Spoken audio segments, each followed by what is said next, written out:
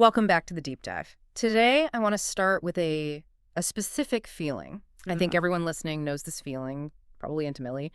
You're sitting at your desk. It's, say, 2:00 p.m. You have a massive deadline looming.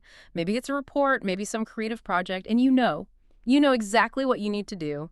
You know all the steps. You even know the consequences if you don't do it. The doom scenario, as they call it. Exactly. The doom is approaching. And yet, what are you doing? You're staring at a spot on the wall, or you're, inexplicably opening a new tab to check the weather in a city you don't even live in.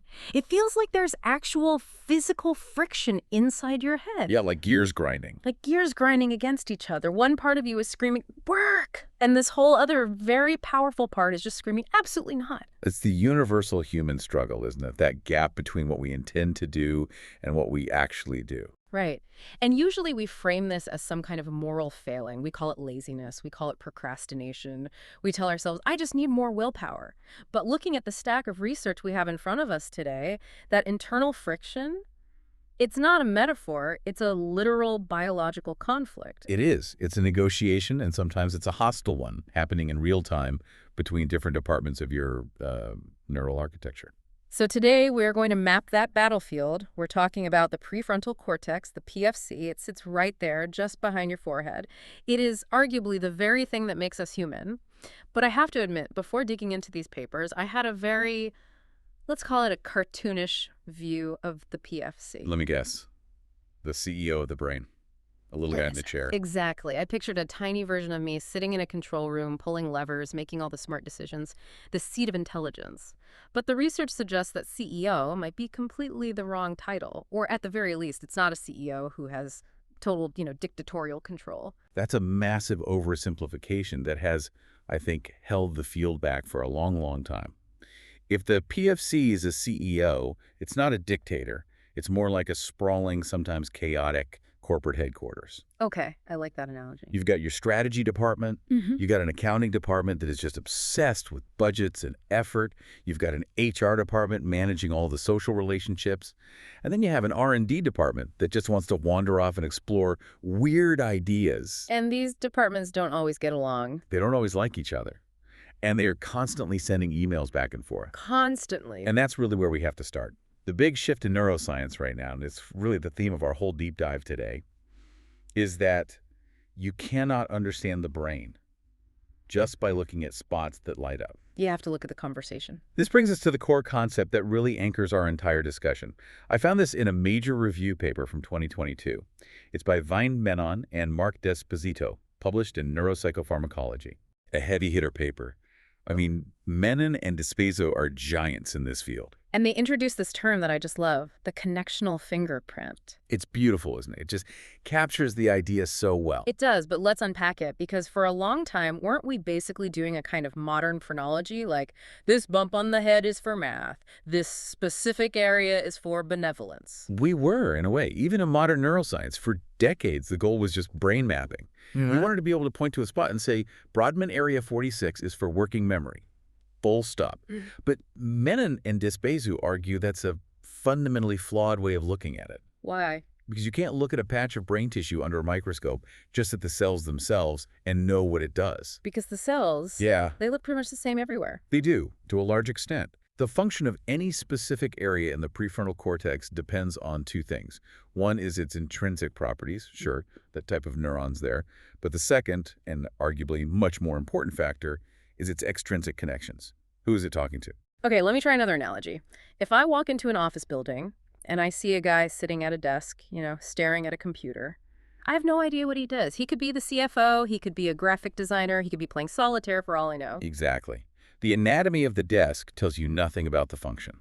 But if I could look at his email outbox and I see he's constantly emailing the engineers, the architects, and the supply chain managers, then I know, oh, this guy is a project manager. Precisely. You define the node by its network. No two areas in the PFC have the exact same pattern of connections.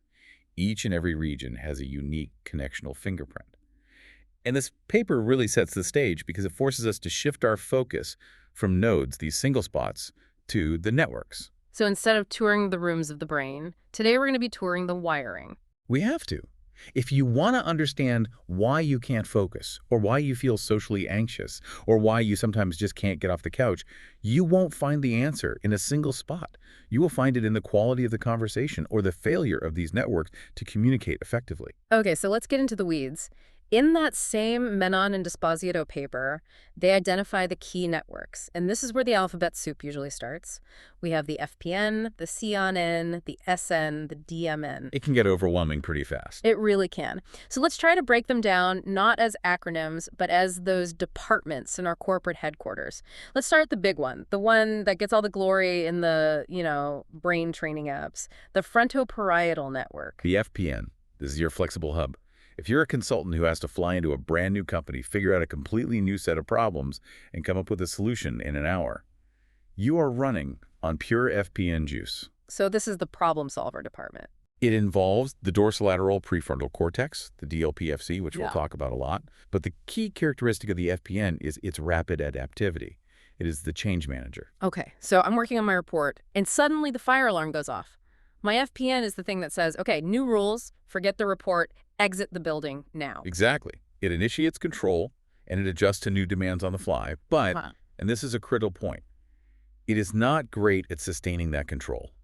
Not over a long, boring period. It gets bored easily. It's designed for flexibility, not necessarily stability. For stability, you need a completely different department. You need the cingulo-opercular network, or the CON-N. The CON-N. This involves the anterior insula and the dorsal anterior cingulate cortex. Correct. The CON-N is your maintenance crew. Its entire job is something called set maintenance. Set maintenance. What does that actually mean in plain English? It means keeping you in the mode of the task. If the FPN is the department that says, hey, pick up the phone, it's ringing, the CON-N is the one that says, okay, we are now in phone answering mode. Keep listening, don't drift off, stay engaged until the call is over. I see. So the FPN is the spark, but the CON-N is the slow, steady burn. That's a great way to put it.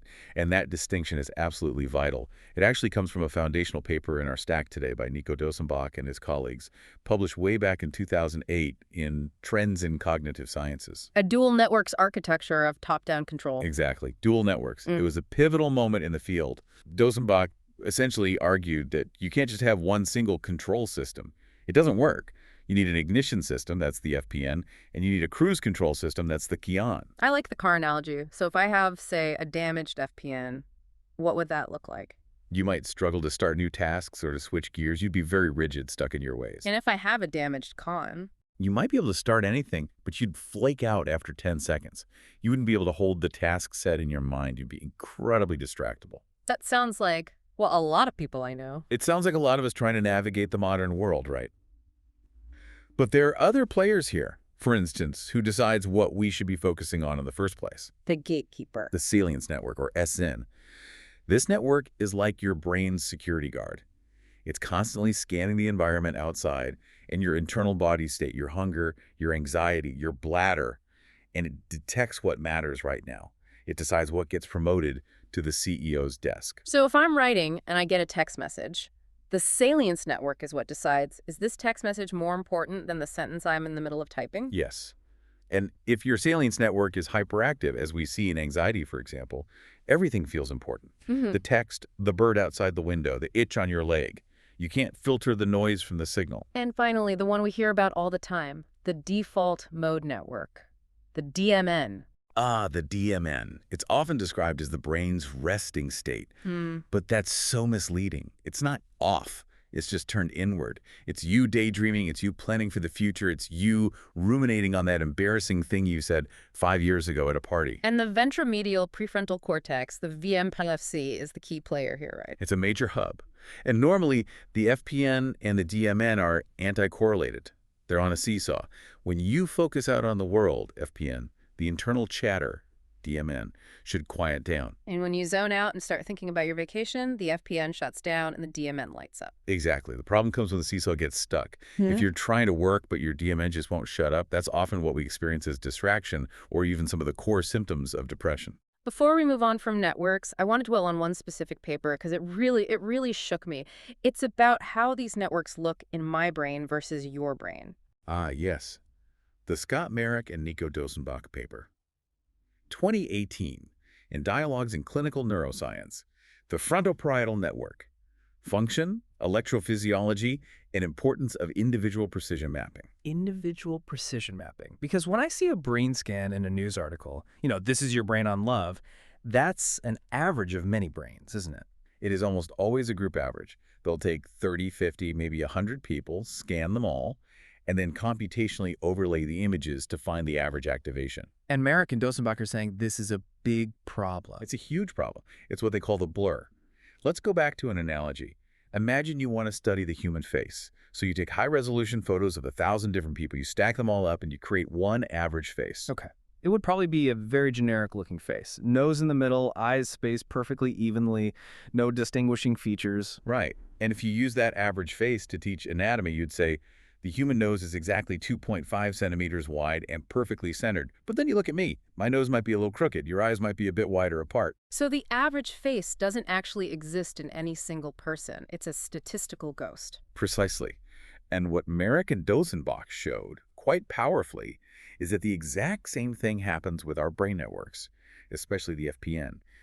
When you scan one single individual repeatedly, over and over, and map their brain precisely, you find that their control network has a specific, unique shape. It has what they call topological variants. It has quirks. Quirks, exactly.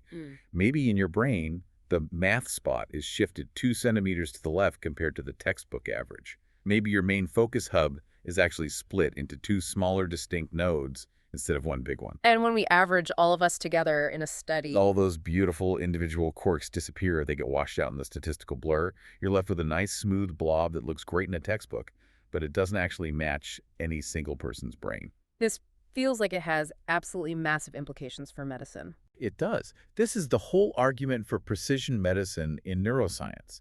I mean, think about it. If we are trying to find a biomarker for something like ADHD or schizophrenia, and we're just looking at group averages, we might be missing the real problem entirely. Because the problem might be in the quirks. Exactly. Maybe your specific form of ADHD is caused by the fact that your FPN hub is slightly disconnected from your salience network. But if we average your brain scan with 50 other people, that subtle individual disconnection just looks like noise in the data and gets deleted. So we've been looking for the needle in the haystack by essentially averaging all the haystacks together first. That is a harsh but pretty fair way to put it. This paper makes a very strong case that if we ever want to seriously treat mental health, we have to stop looking at the average brain and start mapping the individual fingerprint. That is fascinating. Okay, so we have the lay of the land, we have the networks, these big functional systems. Now, I want to meet the managers. I want to go department by department. Let's start with the so-called cool control, the logic center, the DLPFC. The dorsolateral prefrontal cortex. If you tap your forehead kind of high up and off to the side near your hairline, you're in the right zone. This is the star player of the frontoparietal network we just talked about. But again, the new research says it's not just one big blob. It has an internal structure. It has a hierarchy. It does, and this is one of the most elegant and influential theories in modern neuroscience.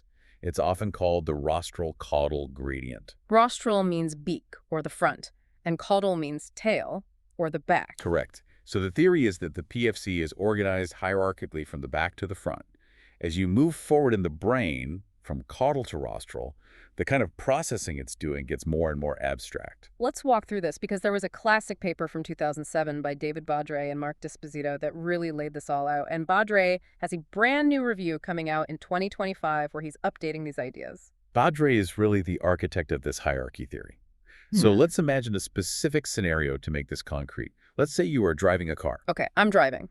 At the most posterior level, the very back of the frontal lobe, in the motor cortex, you have response control.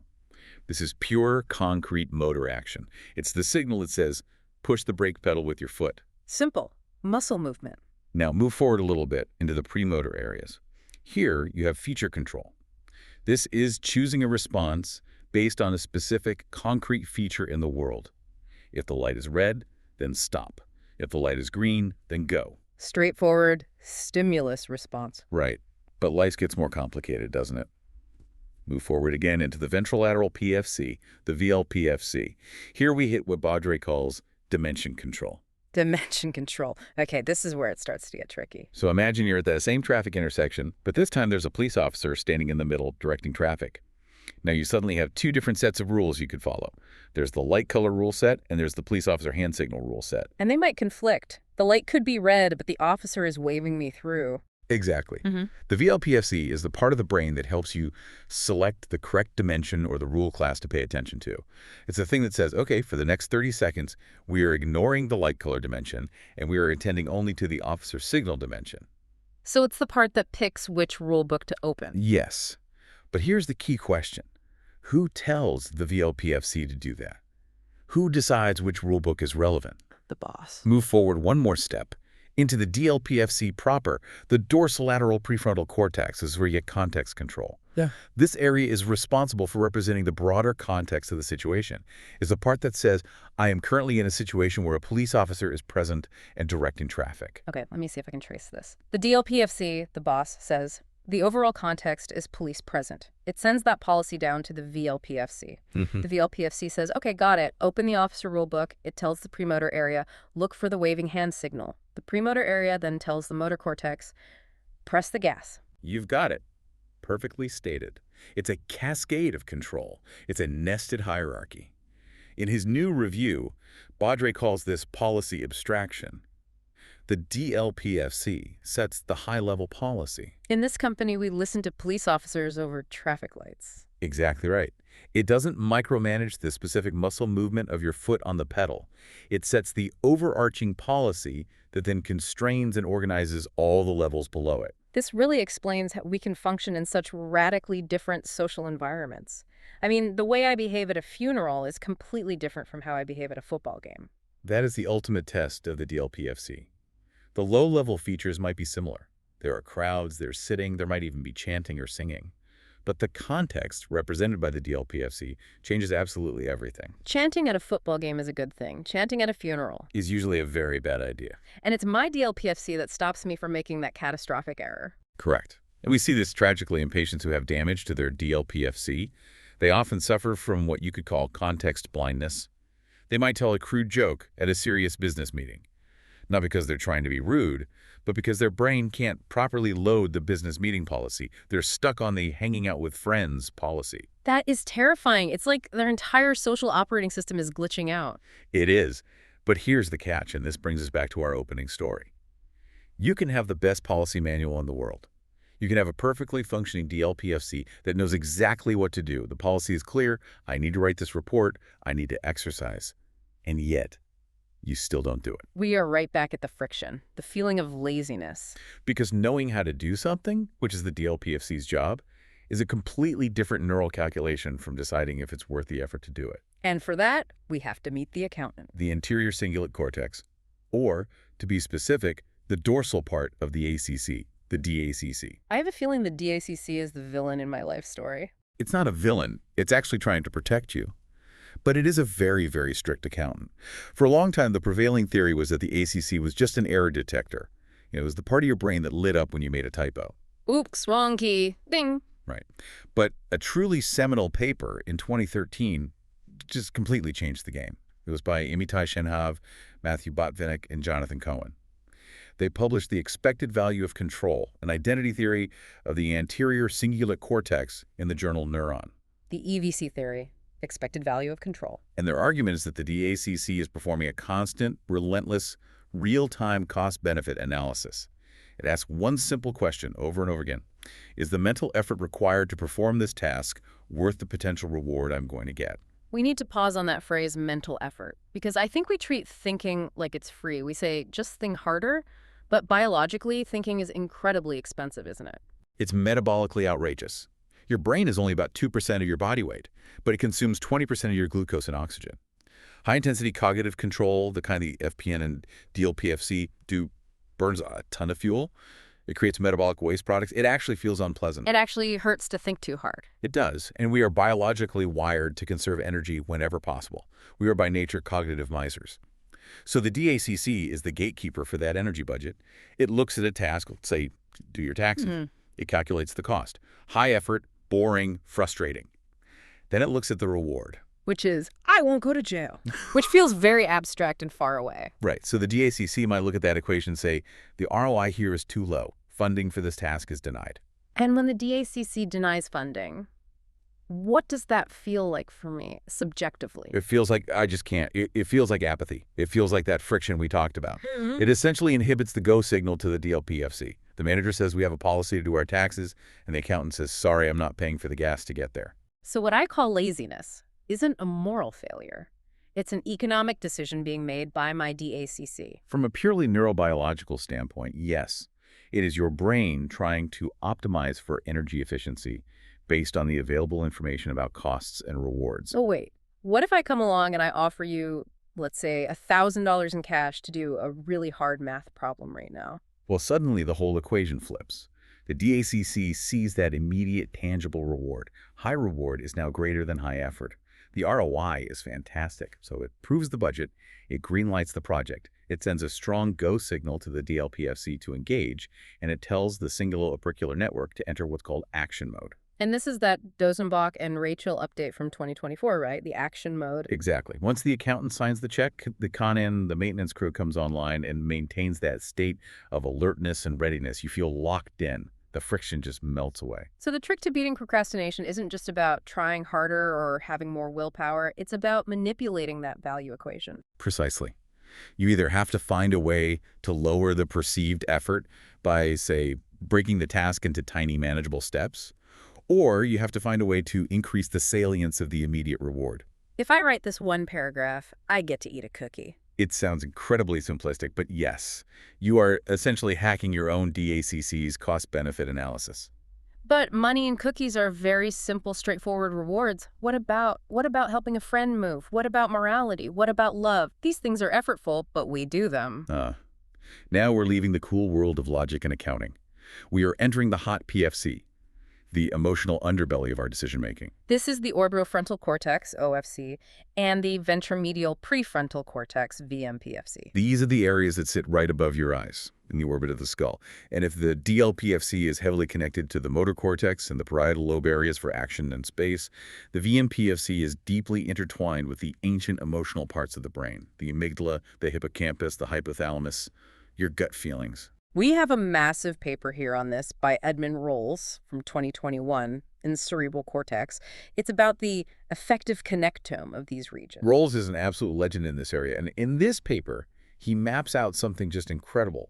He shows that the brain circuits for pleasure and pain are physically separate. Wait, so they aren't just opposite ends of one single thermometer. More pleasure isn't just less pain. No, they are distinct, parallel pathways.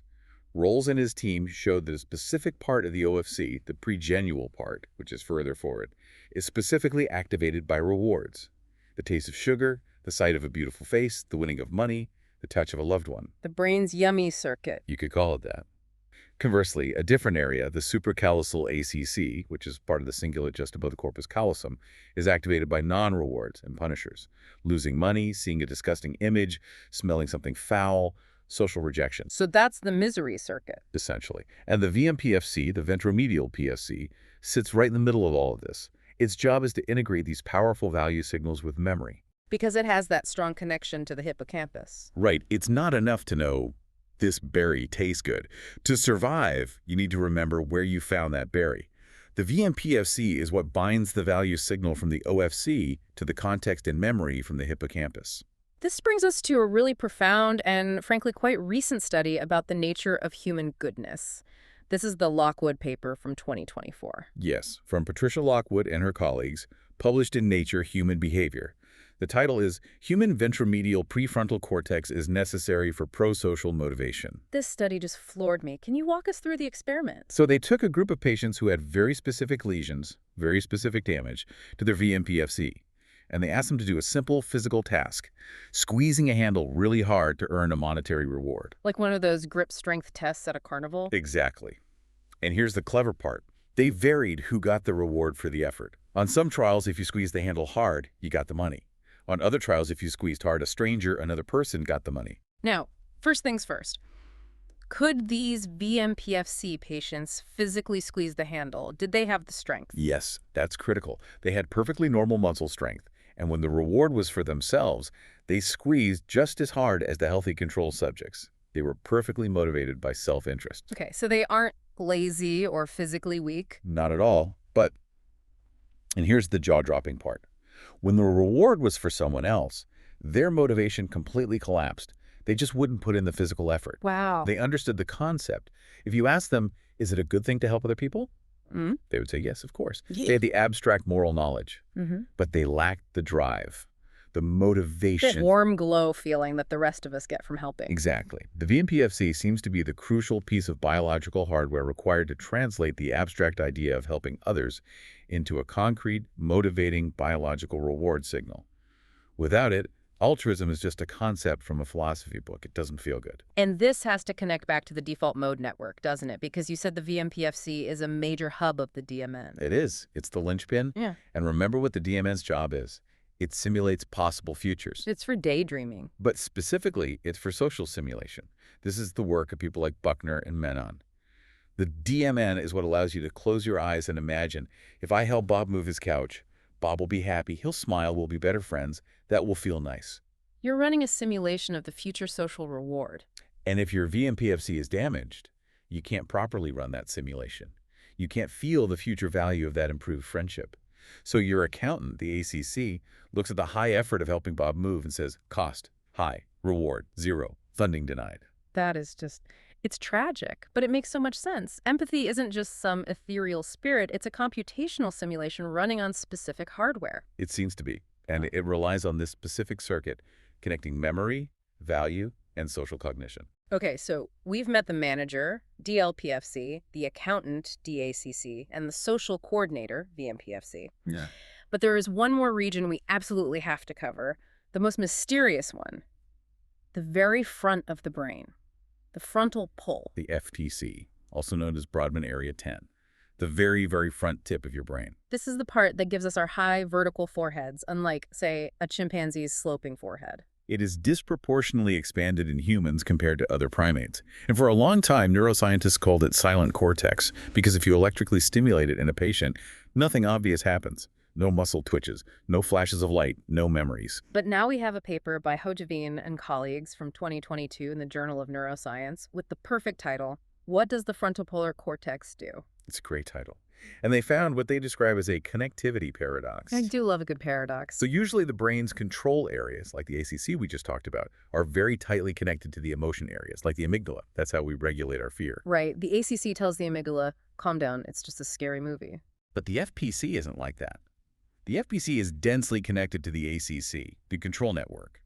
But it has very sparse connections to the amygdala, the fear center. Wait a minute. So it talks to the boss, but it basically ignores the fear center. Exactly.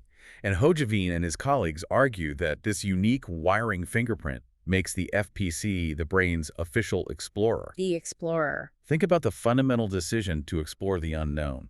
Let's say, I wonder what's inside that dark cave over there. My amygdala screams, a bear! A bear is in the cave.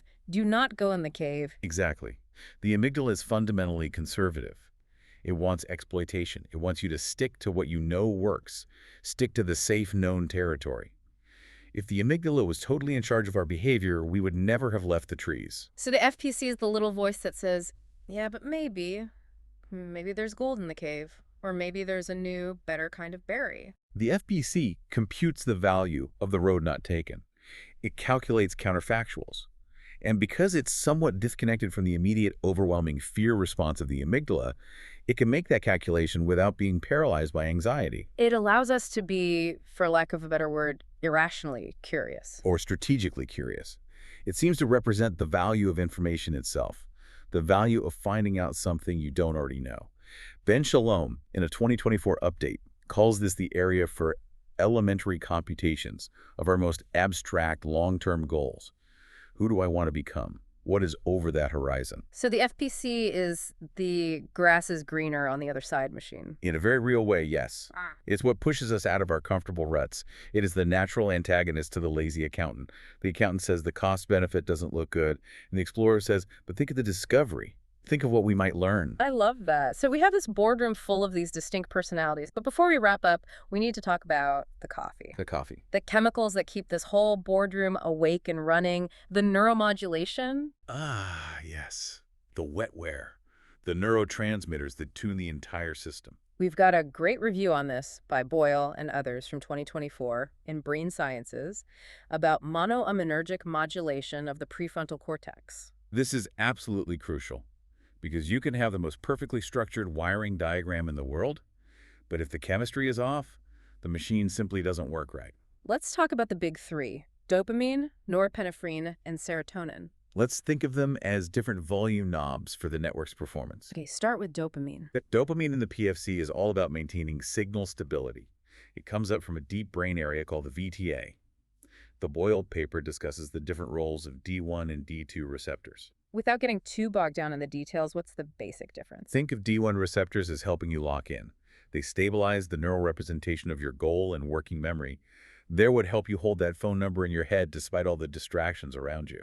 And D2. D2 seems to be more about flexibility, about being able to update that information when it's no longer relevant. So you need a very precise balance. If you have too little dopamine, The signal is weak and noisy. You can't hold things in mind. You forget the phone number instantly.